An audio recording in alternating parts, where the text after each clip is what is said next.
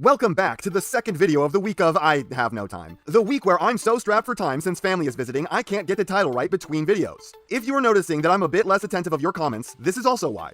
I still plan to respond to everything I get, so long as YouTube tells me about them, but for the week, it might take me a few days to get around to all of your comments. And in the spirit of making another really easy to produce video, so I can make it in what incredibly little time I have rather than taking the normal 20 hours per video, I think I came up with a really fun sounding idea. One that will be very different when compared to my normal work. Instead of what I usually do, where I either review a figure or discuss my thoughts on something, I'm just going to insult the ever-loving hell out of the movie designs like they are real people.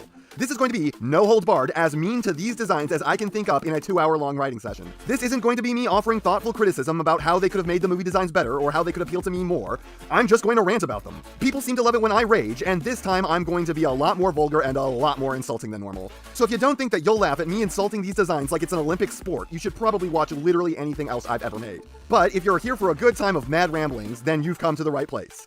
Let's do this! Ratchet. You ugly ass, creepy, jeepers creepers looking motherfucker. Some stupid bullshit the movies always pulled that I hated was that they made the Decepticons look like monsters while the Autobots were all at least a little more humanoid, implying that the Autobots and Decepticons were different species. Which is a whole mess of problems I don't even want to get into. Like evil is a race thing. Yeah, not touching that with a 10-foot pole. But Ratchet here is evidence on his own that the Autobots are worse abominations than any Decepticon. Name one con more of a nightmare than this hideous motherfucker.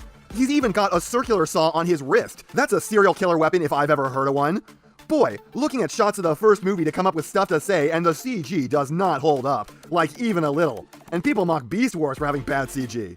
Oh my god, I hate his fucking face. He looks like he skinned a gorilla, deboned it, and wore its muscles as a suit. And don't get me started on the alt mode. Because Michael Bay has a tiny dick that he is horribly insecure about, he couldn't just have normal vehicles in his movie. No, everything has to be extreme! So even though Ratchet is supposed to be a normal ambulance, he's now a fucking big dick Hummer because regular ambulances are for pussies! Suffering a near identical fate is Ironhide. You pug-faced mutt, why do you constantly stand like you just got kicked in the balls? Of all the movie characters, this jackass has got to be one of the most incomprehensible designs.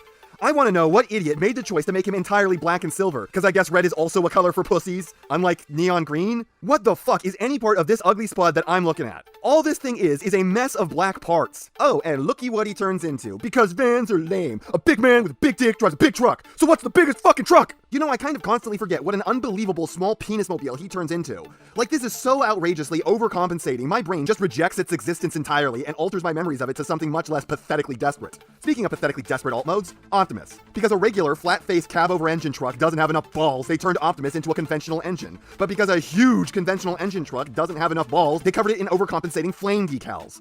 Am I the only one embarrassed by this? Am I the only one embarrassed by how juvenile Optimus's movie design is? This came from the mind of an insecure 13-year-old. A 13-year-old who's ashamed that he likes the Transformers, so in an overreaction to appease their neurotic fears, they make everything finger quotes cool to excuse their indulgence of a fantasy of giant robots fighting each other. How is that not cool enough on its own? How is giant robots that turn into vehicles killing other giant robots that also turn into vehicles in an incomprehensibly huge space war not already cool enough? And then you get to the robot mode and just, Jesus Christ. You ugly-ass, beady-eyed, monkey-faced abomination. What fucking jackass's decision was it to give Optimus a mouth on the very bottom of his chin? Optimus should never have a face in the first place, but they decided to give him one, and the one they gave him is about as ugly as they could have made it. And the worst part is, he spends all of the movie showing it off.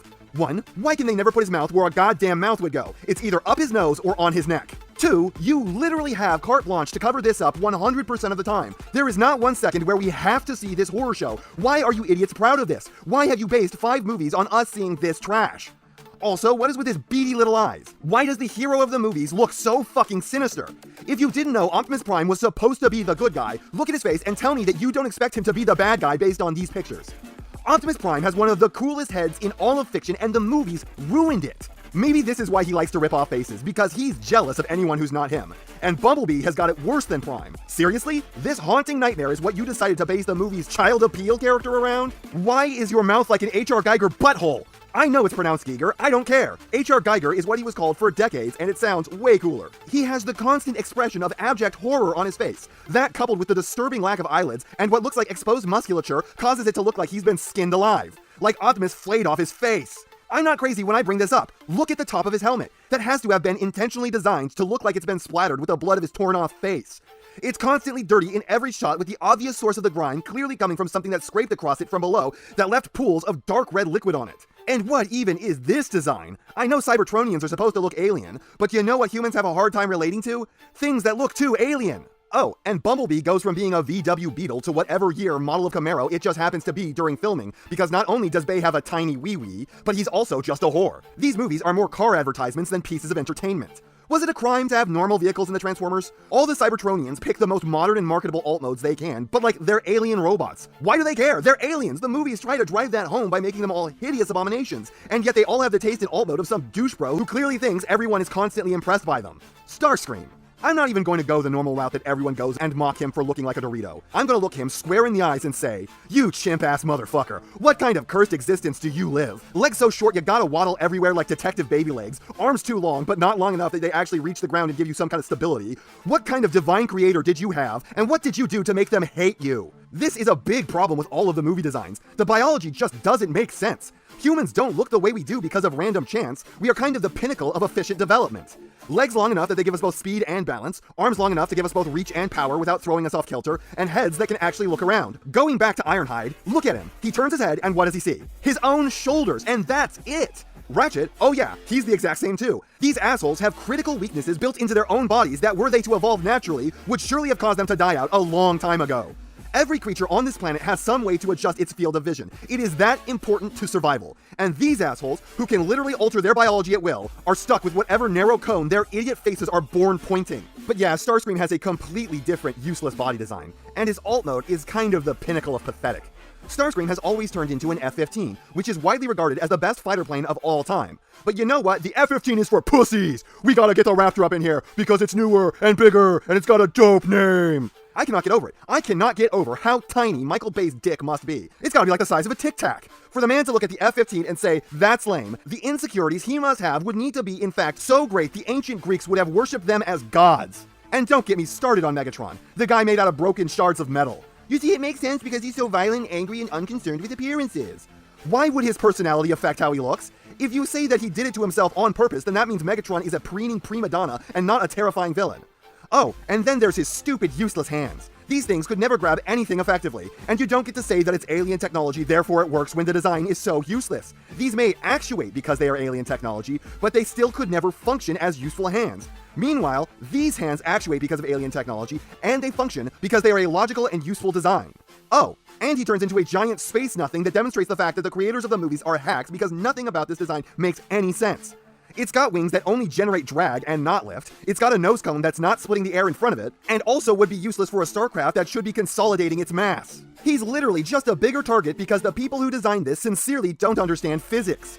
In short, I don't care that the movie designs don't look like the ones I grew up with, I care that they suck. They're hideous, they're nonsensical, and were they to really exist, they'd be proof of a cruel and petty god. And they demonstrate just how juvenile and insufferable the creators are, and that they were ashamed of the property that they were working on.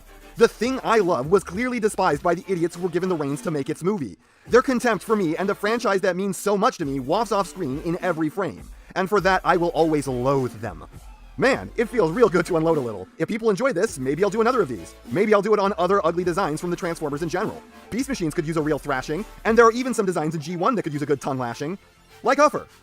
Anyways, that's not half what I have to say, but it's enough what I have to say. And I know you know what everyone else tells you to do at the end of these videos. So, if you liked what you saw here, please do that. And if you'd like to take it a step further, then please, share this video with any friend you think may be interested. I hope you all enjoyed listening to me waste your time.